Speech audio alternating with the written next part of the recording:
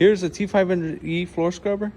So there's a common problem with these machines that you run the machine and then one of the breakers will pop and one of the brushes will stop spinning. So here I have a page from the manual. Those highlighted words are just which ones are the brush motors. So here we got 5 and 6. Those will be for your brushes.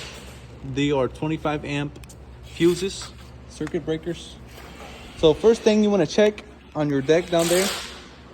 I have one flipped over, but it's just so you guys can get a better visual, see how it's supposed to be. First, you want to check your hub, spin it.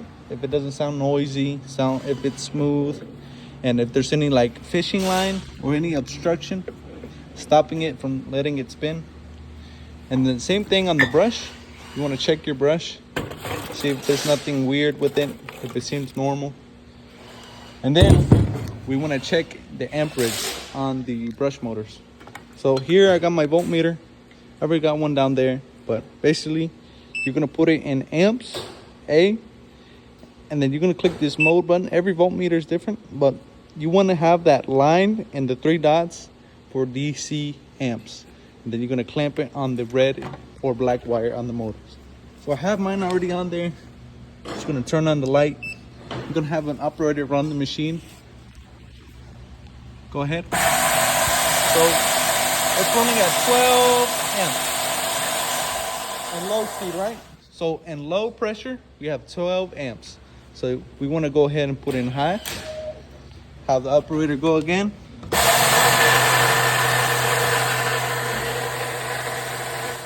And then we have 17 amps when he runs it in high. So that should be about normal pressure, anywhere from 12 to 14 in low, and then anywhere from 15 to about 20 in high is good.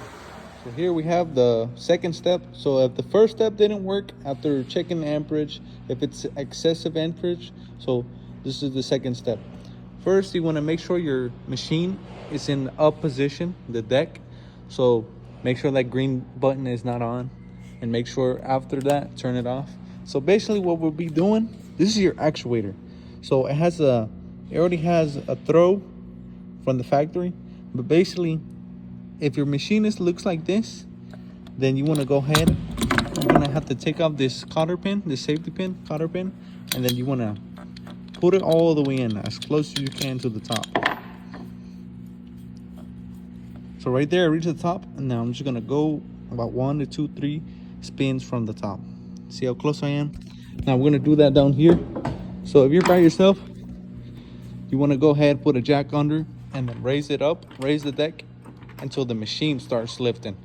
And then you have this pin down here. You have the safety pin, this safety pin right here, and this larger pin. Then you're gonna adjust it, and then whenever you're done, you're gonna go ahead and put in the pin again, and then the safety pin. And then you want to go ahead and retry and test the machine again. You want to test for amperage, and if the breaker keeps popping, then we'll have another problem, which is probably the breakers.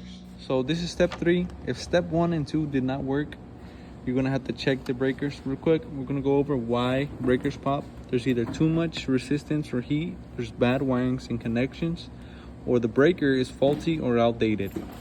So we have examples right here.